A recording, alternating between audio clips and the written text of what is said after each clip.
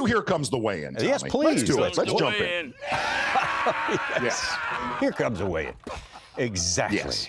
So, we got a controversial subject here. We got one guaranteed in a dynamite way to stir up emotions. So what's funny, obviously, we've lived in the world of either favorite people that love forward-facing sonar, and then there's people that totally hate forward-facing sonar. I'm in the world of worry about you and do what makes you happy, and don't worry about what that person right there is doing. Let him be happy. Yeah. So it was Friday night, and I was trenched into round number 2 of the NFL draft.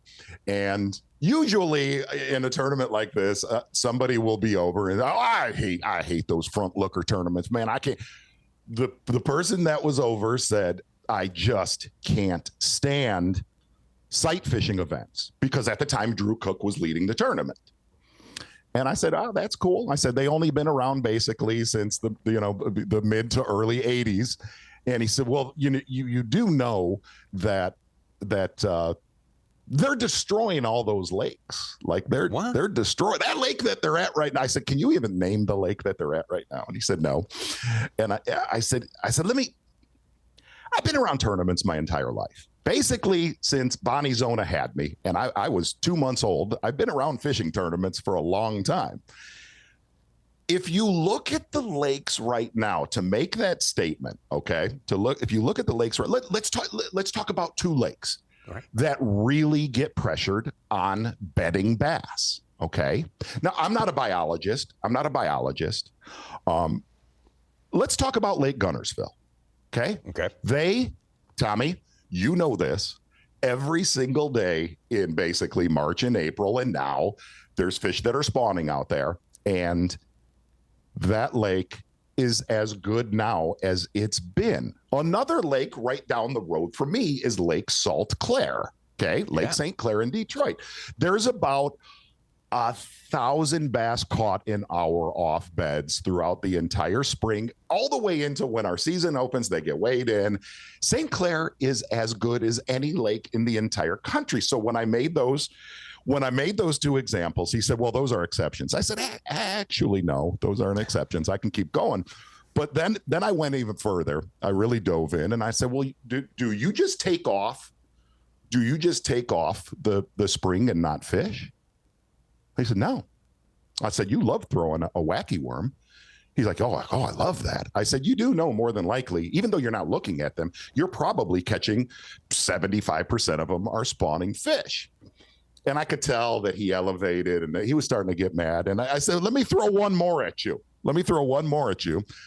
I said, well, certainly you don't hunt during the rut. I said, oh, hold on. You've done that since I've known you for the past 40 years.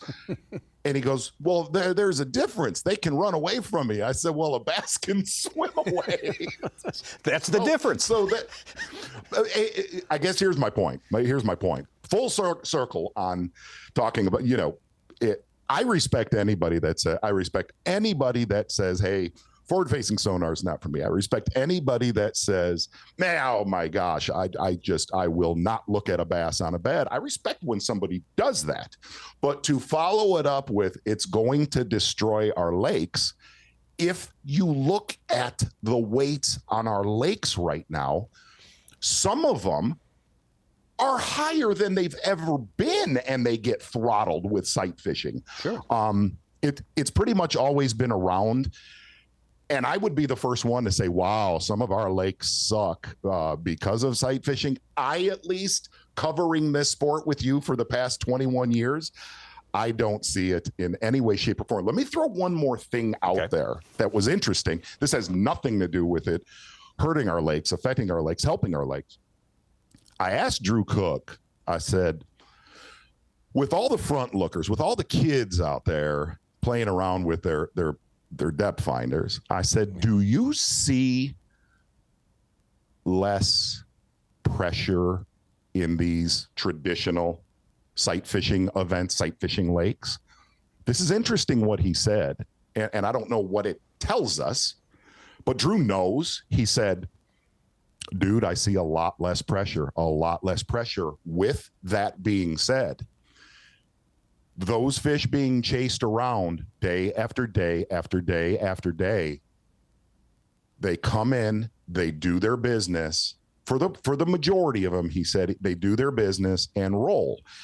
And I said, Drew, is that a herring effect? Because a lot of the lakes that have blueback herring, if you look at a Lake Murray, if you look at Hartwell, the fish come in, they spawn for what seems like about 3.5 minutes and then get back offshore. Back to the buffet.